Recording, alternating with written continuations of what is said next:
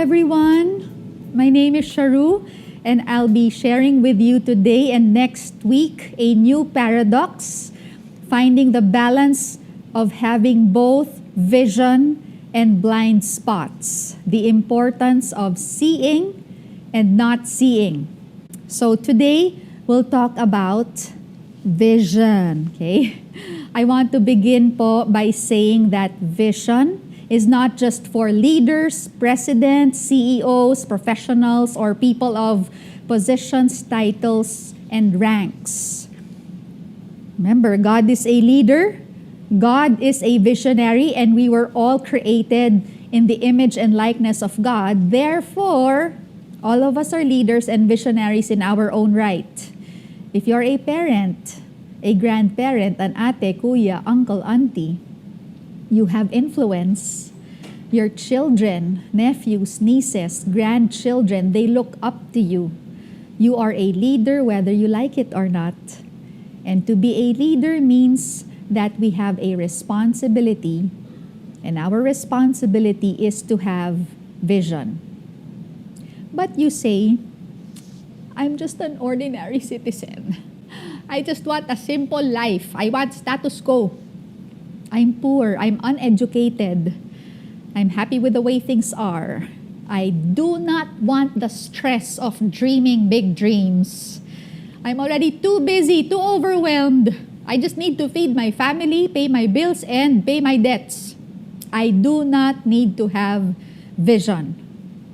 Allow me, friends, to shake our worlds today. My job, along with our pastors, is to shaken the comfortable and to comfort the shaken and to equip the saints. So, is it okay po if we will start with a painful truth? Because painful truths enlighten and awaken us. Kapit lang besh. How do you translate that to English? Kapit lang besh. So I'd like to share po with you an article that was shared by Pastor Gina entitled Dreamless Pinoys. Okay? Just by the title itself, it's already pain-filled. But hold on po. That's what kapit lang besh means. Hold on, friend! This is by Bu Chanko from the Philippine Star, dated January 14, 2022. So just this year.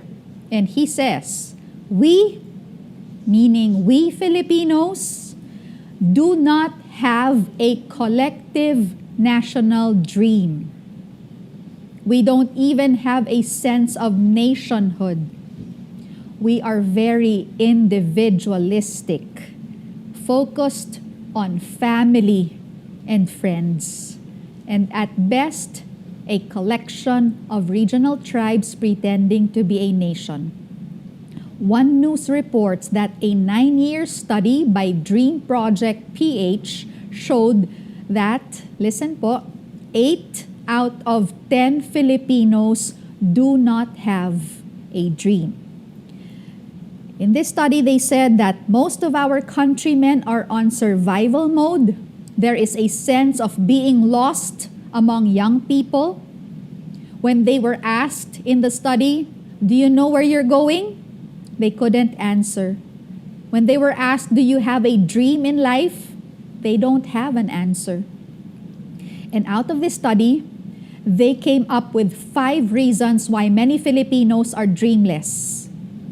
Lack of conversations, lack of role models, limited perspective, limited opportunities, and limited resources.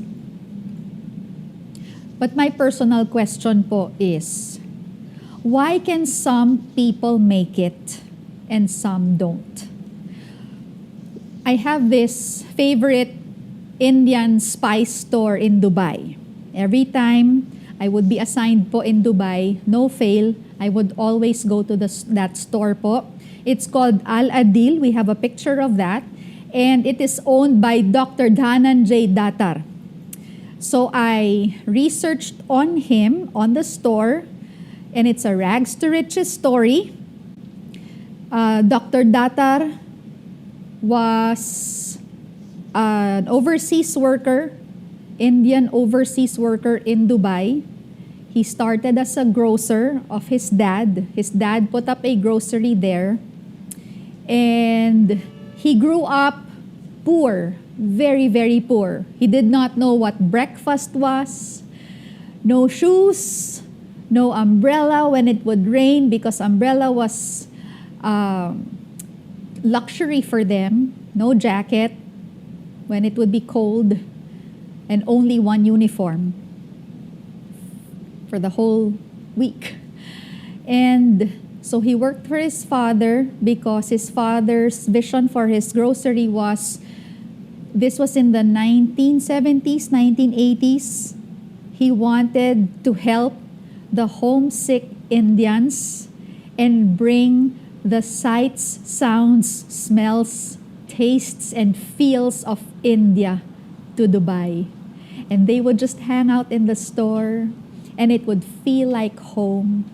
And so this store grew, and Dr. Datar, from being a poor grocer, the son of a grocer, he did everything in the store. He was trained by his father to do everything, to clean the store, to sweep, to carry 50 kilos of sacks of whatever, and he weighed 50 kilos.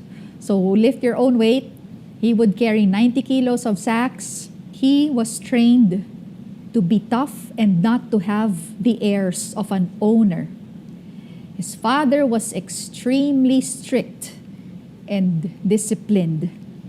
When Dr. Datar was 40 years old, when he already became the owner of that store, and he was 40 years old, his father was vacationing from India. He was vacationing in Dubai, and when he found out that his son was 15 minutes late to work, his father slapped him in the face.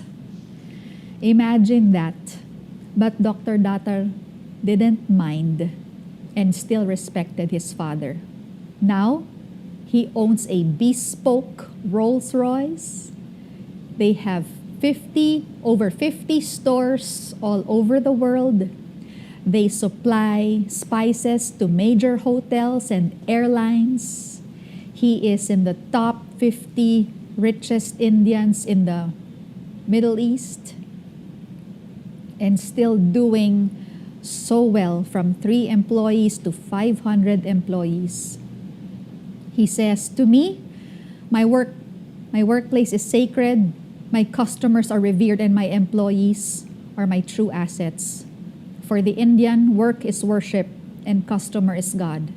Pastor Marlin shared about Ratan Tata and his vision for the families in India because he was filled with pain, frustration, brokenheartedness. He could not stand seeing families with babies riding motorcycles, so he invented the people's car, the world's cheapest car.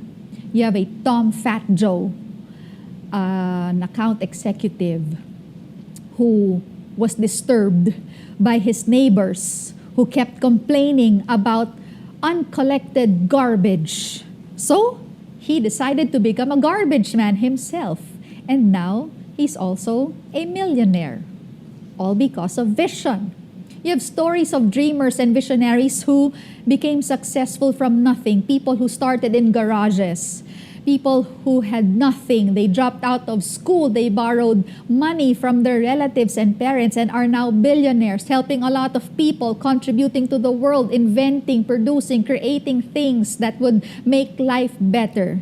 George Washington Carver inventing hundreds of uses for the peanut, a Walt Disney, a Steve Jobs, a Howard Schultz, a George Lucas. Maybe they also lacked conversations, lacked role models, had limited perspective, limited opportunities, limited resources. But why could they do it? Many Filipinos have empowering conversations, good role models, good perspective, big opportunities and resources, and still have no vision. We listen to our songs, we watch our movies, We read our literature. We look at our conversations, our dreams. They're too small. We easily settle, adapt, adjust, copy. No progress, no improvement. Kapit lang, besh. Hold on, friends, hold on. We will leave inspired.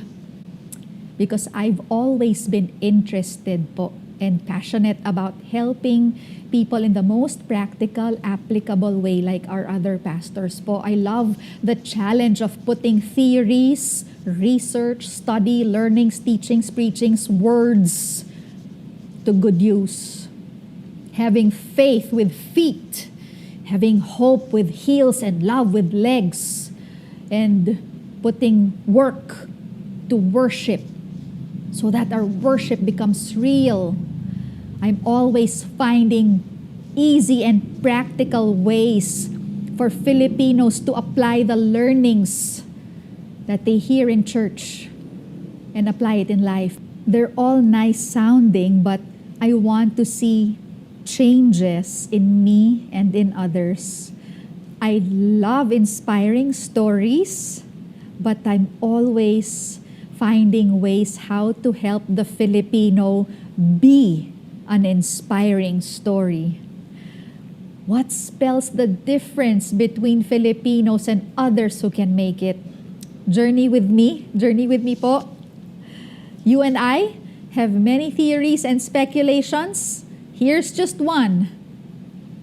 We Filipinos were not really taught about the importance of vision. Do you agree po? Because I was not taught in school or in my home. Hi, Mom.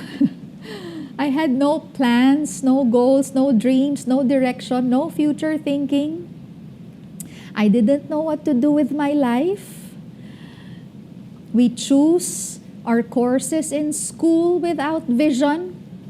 We choose our courses in school based on where we can get good salary. That's not wrong, but of course, maybe we can prioritize vision over salary. Yes, we need to feed our families, but maybe God is showing us something bigger.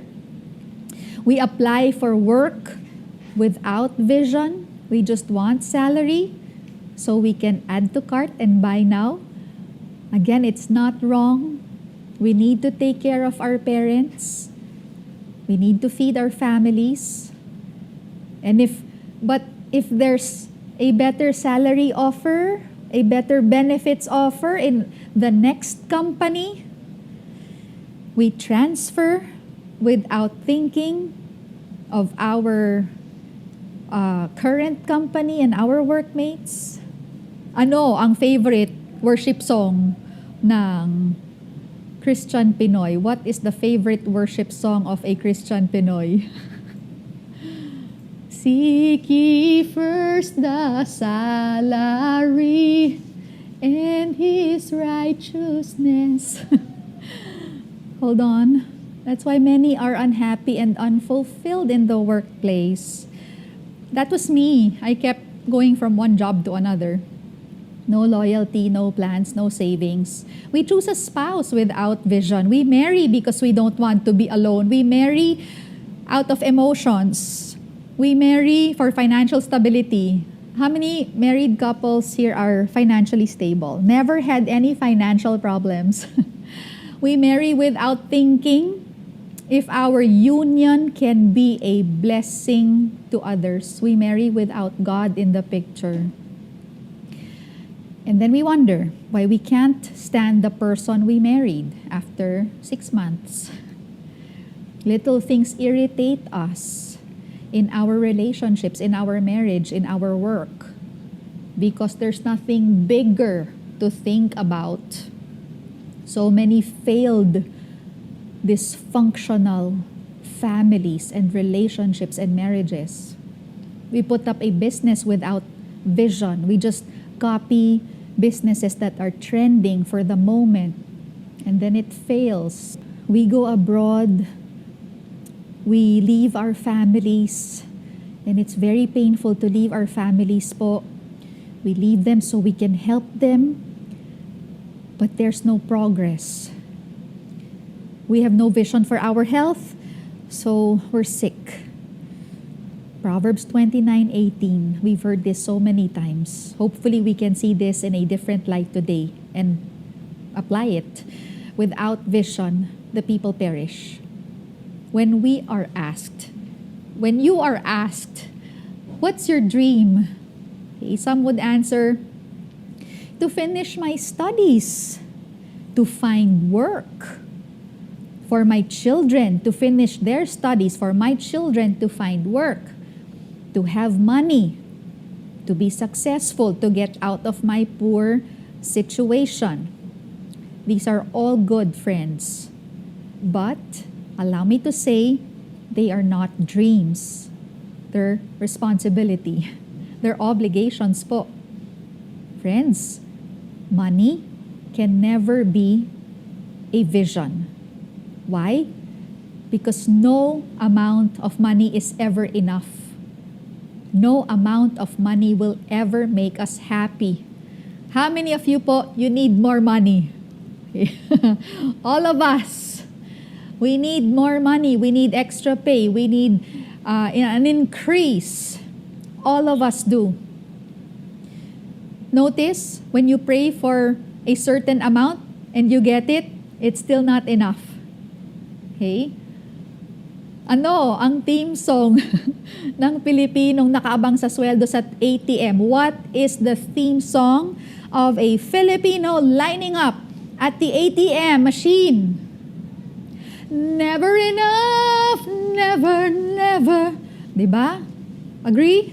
Yes, yes, yes. Sing with me. Hey, that's why, friends, money and stuff can never be the dream or the vision. It's simply a byproduct. It's simply a bonus of your vision. Remember, 8 out of 10 Filipinos have no vision. Meron lang po ang vision. Okay? Or bisyo. Wala pong vision. Okay? Bisyo po. Bisyo means vice. Most Filipinos, let's be honest, they'd rather go for bisyo, vice, than vision. Okay? Because it's too sad. It's too boring out there. It's too lonely out there. Our dreams are small and just revolving around self and family. We like easy, comfortable, convenient shortcuts. We don't like hard work. We don't like sacrifice, discipline. We don't like challenges. We choose the easy jobs where you don't need to think too much, where you don't need to stretch too much. That's why we're not proud of anything. And we even look down on ourselves. I'm just a simple employee. I don't have enough education. I lack the skill. I'm poor. We're always filled with excuses. Friends, we have to train ourselves to stop giving excuses. Okay? Kabams Asukwo, a blind man featured on TED Talks, entitled The Gift of Blindness, said, "Never excuse failure for any reason on any account." A Filipino is asked, why don't you put up your own business? You know, you have a friend, this friend is so skilled and he or she is so good with this particular asset. Why don't you put up your own business? And the usual answer is, it might fail. You haven't even started yet and you already failed. Friends, we believe in God, but we do not believe He can do the impossible. We don't believe that we're created in the image and likeness of God. We like coming to church and we sing worship songs, I'm done chasing the small dreams, and listening to the messages, and we say, we love you, Lord, and we give our lives to you. But when God asks us to do something, we don't want to hear anything. We're so insecure. We're cowards. That's all me. I'm actually describing myself. Alam niyo po, when we were choosing topics, when the pastors were choosing topics for this series, I was absent. Obviously, this was the topic that no one wanted. It was left behind. And it was very difficult for me because too much pressure. Hala, what's my vision? I'm a pastor. What's my vision? I was so happy in the provinces, living a simple, stress-free life. As they say, life is gulatan. Life just shocks you. But God sees you, God knows you, God knows how to deal with you. So He dealt with me. I was simply praying the whole time in the provinces, and my prayer was, take me where I can grow deeper in love with you, deeper in faith, deeper in prayer, deeper in worship, deeper in sacrifice, deeper in skill, in servanthood. I just want to be a pagaan and not be a pabigat. I just want to contribute in lightening the load and not add to the burdens and stress of others. And He heard my prayers. Be careful of what you pray for, but never be afraid to pray. And that's why this is exactly the paradox that was given to me. Thank you, PV. I'm shaking you as I am shaken, but I'll help us use the shaking to make us a better person, because that's my vision for this church. And my vision is for all of us to have a vision. And we'll do it in 30 minutes. My vision is that we will reverse the painful truth we heard earlier, that this time, 8 out of 10 Filipinos will have a vision. They will be visionary Pinoys. This is just introductory. My goal at the end of the message is that at least you will start asking God to help you have vision. Yes? Journey with me? So let's first define vision. Is it okay if I will not present to you anymore the differences of definitions between vision, mission, goals, ambition, plans, purpose? We don't have enough time. I'm not a professor of MBA. We're not here for technical terms. We're here for transformation. Is that okay po? So I read many definitions of vision. Allow me to share my favorite.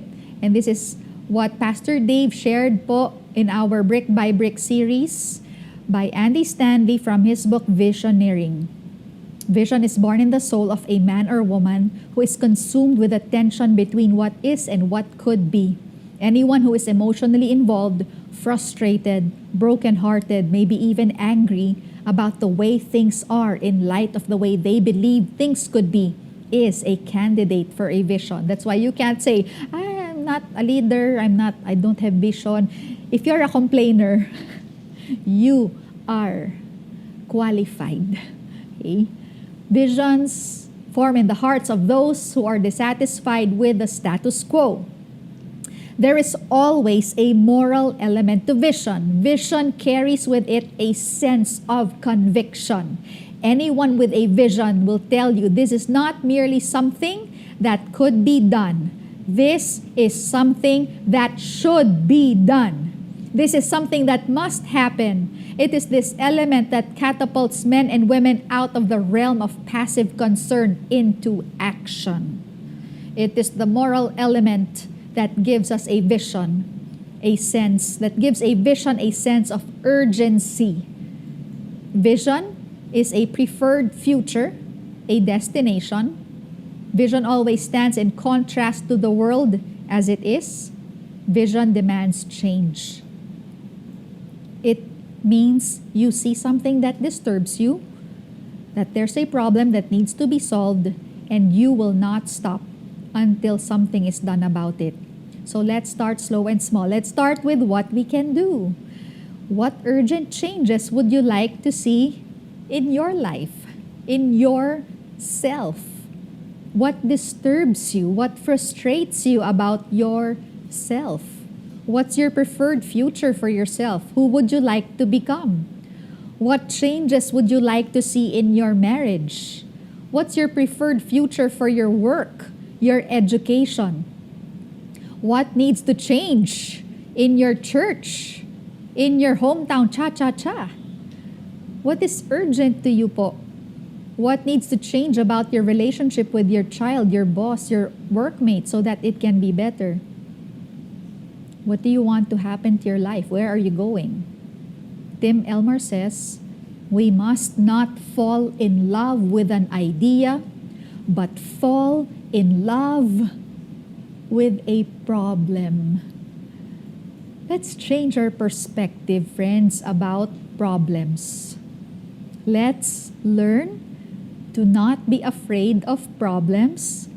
Let's not run away, not escape. Let's not cover it up. Let's not just face our problems, but let's learn to actually fall in love with our problems. Amazing po. Okay? This is what spells the difference. When you embrace the problems, it doesn't matter if we're leaders or not. It doesn't matter if we're poor or unskilled or not.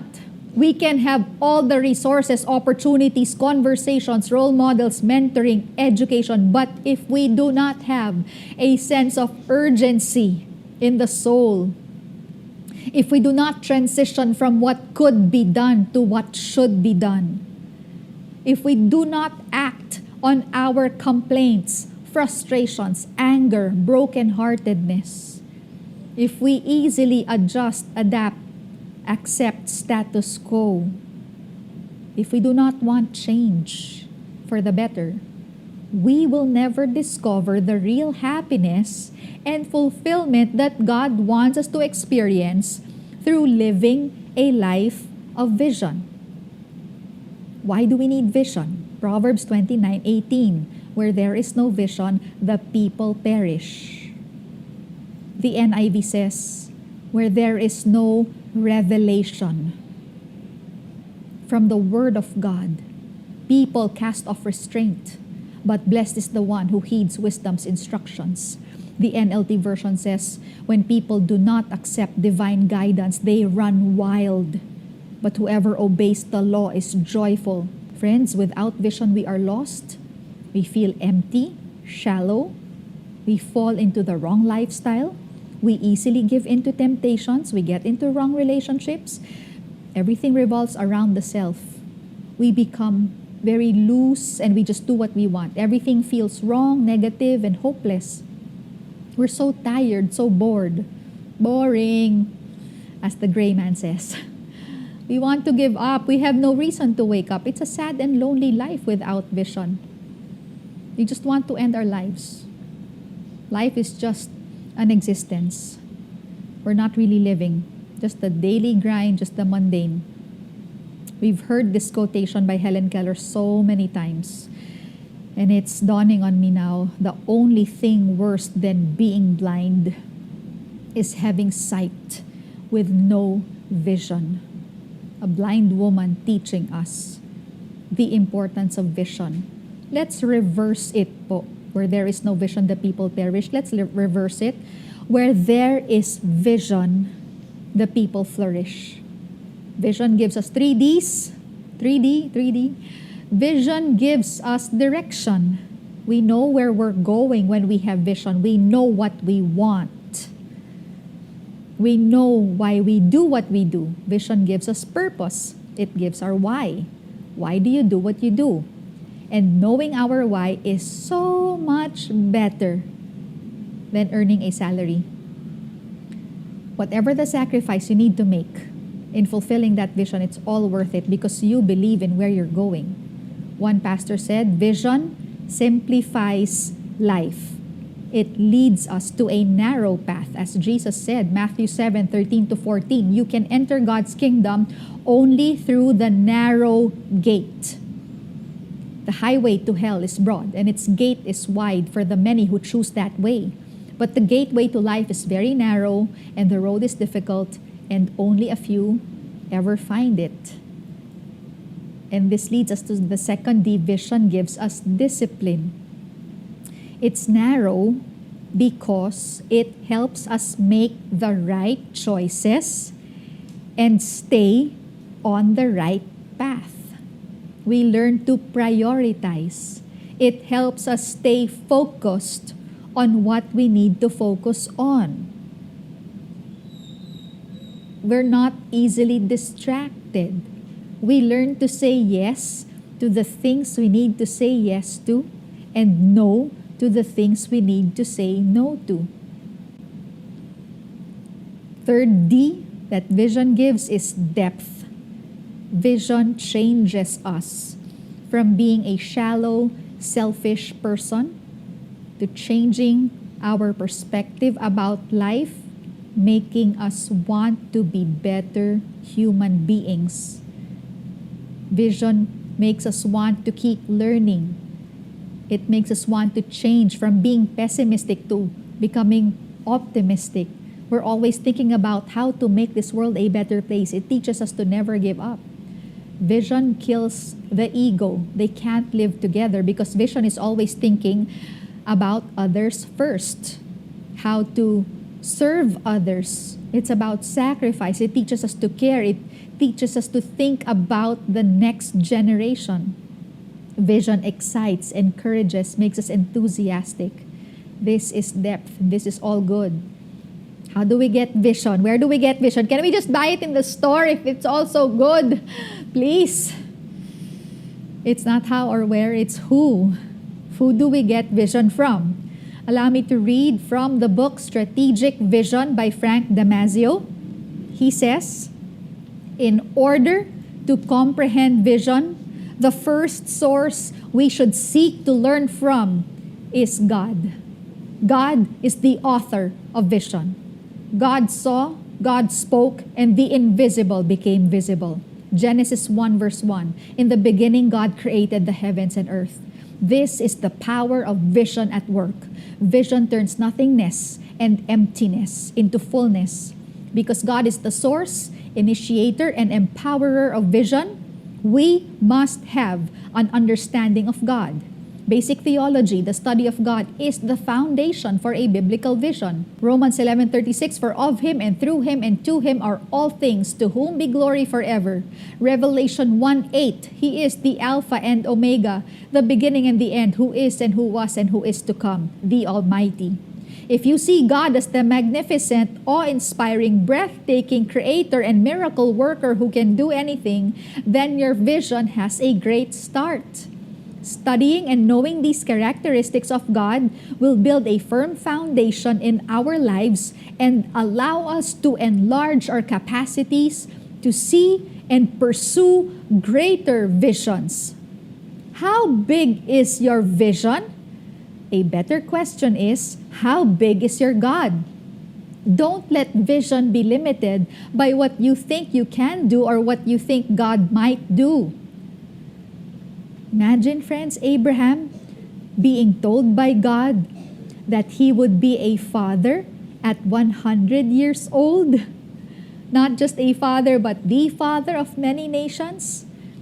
God said to Abraham, Genesis 18:13-14, why did Sarah laugh, saying, Sarah, his wife, Abraham's wife, me? Have a baby? An old woman like me? And God said, is anything too hard for God? I'll be back about this time next year, and Sarah will have a baby. Genesis 15:5, then the Lord took Abraham outside and said to him, look up into the sky and count the stars if you can. That's how many descendants you will have. Friends of PV, get out of your homes and see the stars. Friends, let's get out of ourself and see the sky. Let's get out of our comfortable lives and experience how big, how immutable, how amazing, how magnificent our God is. Damasio says, the vision you must embrace and fulfill with wholehearted devotion is God's ultimate purpose of a world reconciled to Him. This must guide you. That's why it says po in Joel chapter 2 verse 28, I will pour out my spirit upon all people. Your sons and daughters will prophesy. Your old men will dream dreams, and your young men will see visions. This should guide us, that all people will know God and His will. Friends, we were not created just to have salary. We were not created just for our families. There is something so much bigger than all the stress and pressures and problems we go through each day. When you're going through problems, when you're so stressed out, let's dwell on God's ultimate purpose of a world reconciled to Him. Let's fall in love with our problems so that our world and our perspective about life grows bigger. Let's fall in love with the problem because it's an opportunity, it's a gift. We were created by God not to just experience stress and pressure, but to share God's love with others. This is Pinnacle Village's vision and mission. Let's not be afraid to dream big dreams. Let's not be afraid to ask God what His vision is for us. You were meant for bigger things, bigger than yourself, bigger than your family, bigger than your salary, bigger than your needs, bigger than the problems you're facing. So let's ask ourselves, how can God use us to reconcile the world to Him as a student, a teacher, an employee, an employer, a business owner, a caregiver, a driver? How do we see ourselves contributing as a cleaner, a salesperson? What changes do we need to see as an environor, as a member of the church? What frustrates us as a musician, a singer, an artist? What changes do we want to see connected to the kingdom of God as a doctor, an architect, an engineer, a professional, a non-professional, a wife, a husband, a daughter, a son, a brother, a sister, a grandparent? Henry David Thoreau says, it's not what you look at that matters, it's what you see. What do you see, friends? What's our vision for our church? That we may be known to be a loving, generous, sacrificial church.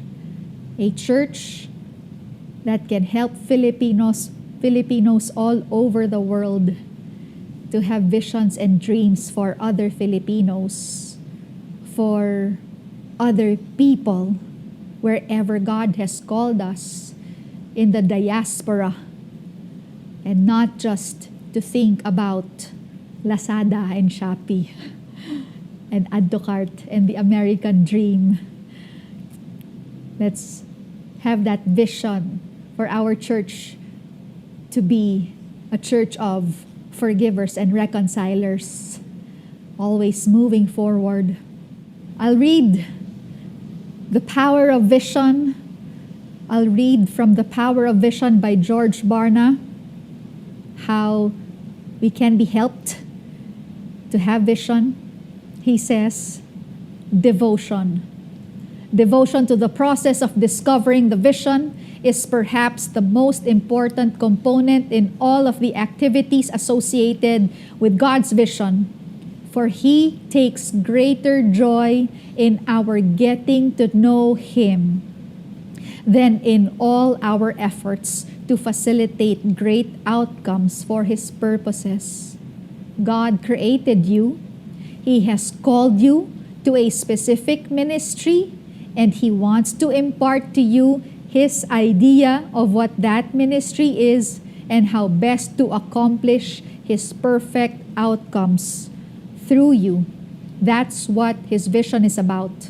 Maximizing your God-given potential to bless God and others through your commitment to doing His work His way. The absolute goal of vision is to glorify God. He says, reassess your prayer life. Prayer is critical because it is a time when you can ask God to speak to you. The key is to be silent and focused enough to allow Him to break through to you and to communicate what He wants you to grasp. A vital part of knowing His vision is to be still and attentive long enough to hear Him. God seems to speak most clearly to Christian leaders when they are inactive. That is, when they have made a conscious effort to allow Him to lead the conversation and to impart wisdom in His own way, in His own timing. This requires you to spend much time allowing Him to direct your thoughts. And the unsettling part of this process is that you must clearly allow Him to be in control. Friends, may I challenge you some more? What are you doing with your life? Are you living the life that God wants you to live? Yes, we want to rise in life. We want to get out of our poor situations. Kailangan po natin umahon sa buhay. But that's not vision. That's our responsibility.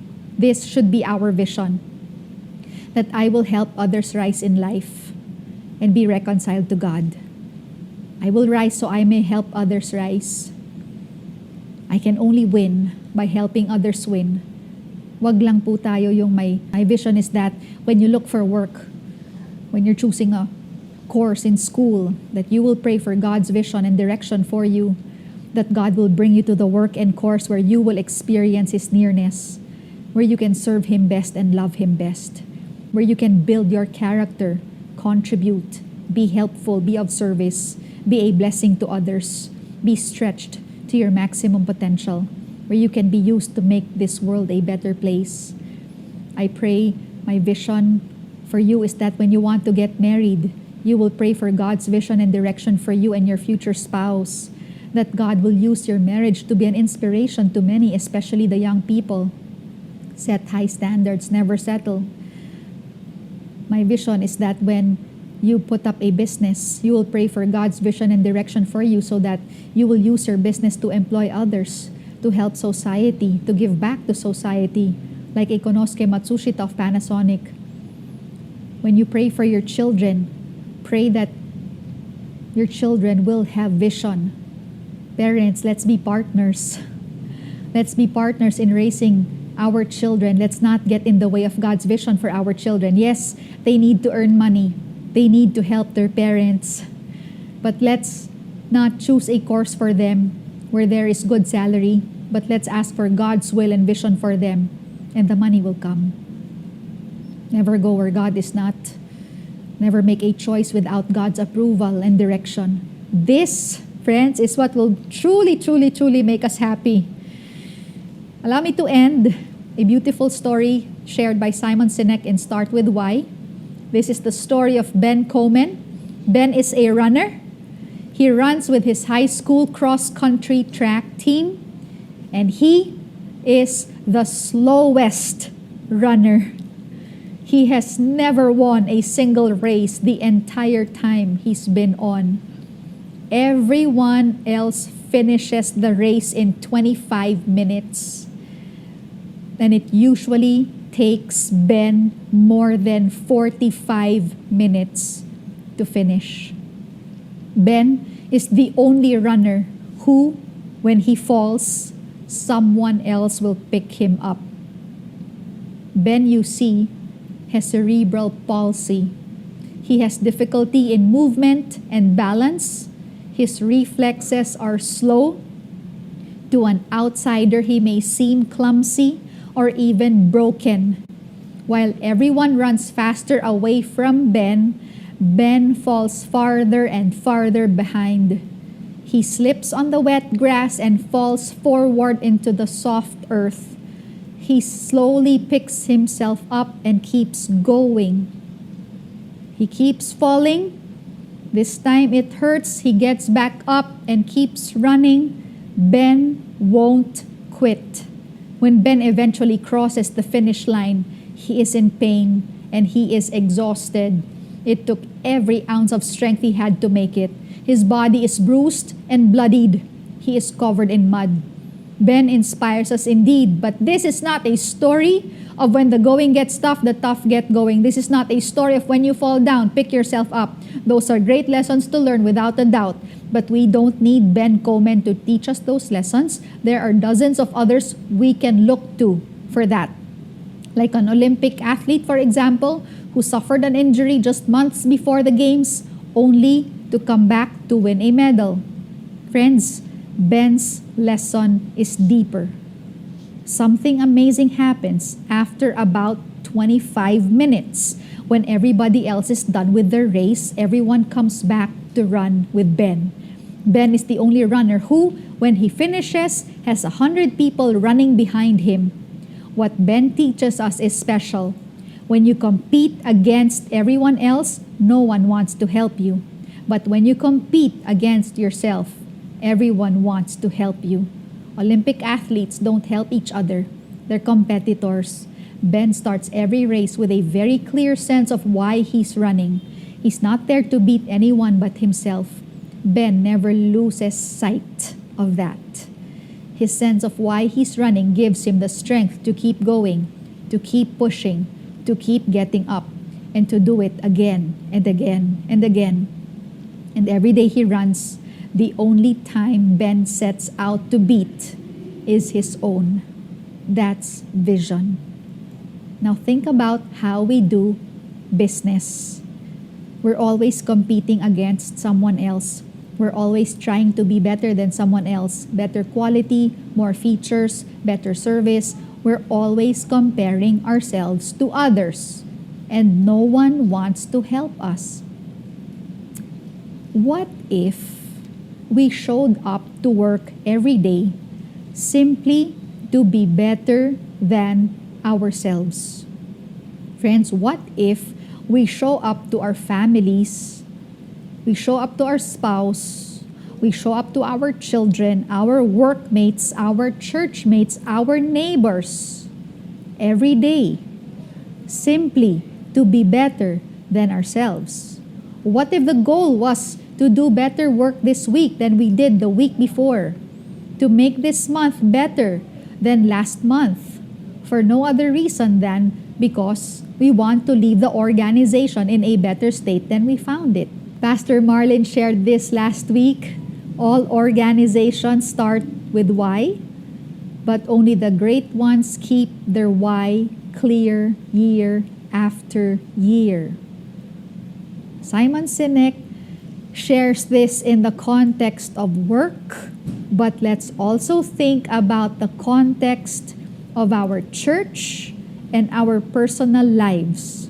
What if the next time someone asks, "Who's your competition?" we reply, "No idea."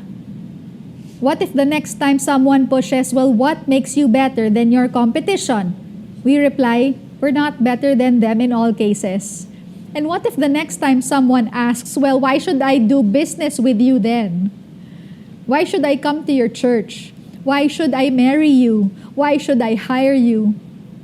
We answer with confidence, because the work we're doing now is better than the work we were doing 6 months ago. And the work we'll be doing 6 months from now will be better than the work we're doing today. Because we wake up every day with a sense of why we come to work. We come to work to inspire people to do the things that inspire them. Our goal is to find customers who believe what we believe and work together so that we can all succeed. Friends, what is God asking you to do? This is a challenge for us this week po. Let's not be afraid to ask for God's vision for us. Don't look for your vision. Ask for God's vision for you.